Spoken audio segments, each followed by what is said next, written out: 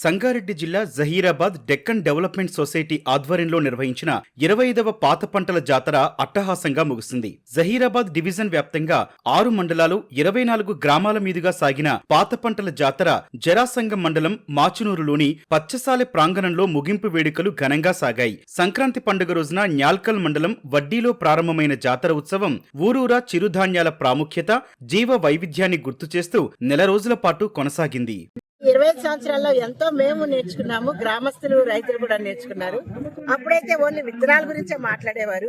ఇప్పుడు ఆ విత్తనాలే కాకుండా తినే ధాన్యాలు, తినుబండారాలు, ఆహార వ్యవస్థల మార్పులను బట్టి కూడా మరి చిరుధాన్యాలతో పాటు పప్పు గింజలు, నూనె గింజలు, ఆకుకూరలు, సాగులో లేని ఆకుకూరలు, ఇలా అనేక రకాలైనవి 30 నుంచి 40 గ్రామాల్లో ప్రదర్శిస్తూ ఈ రోజు ముగింపు ఉత్సవానికి వచ్చాము.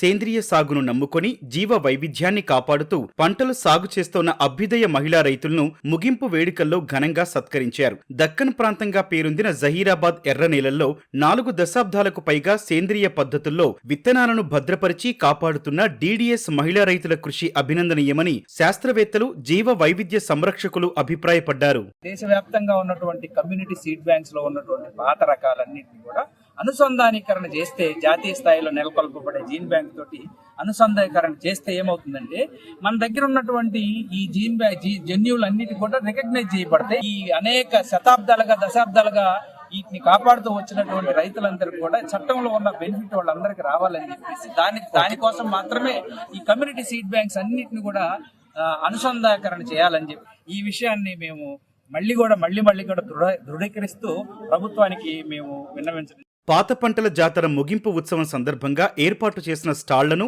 విత్తన ప్రదర్శనను సందర్శకులు తిలకించారు.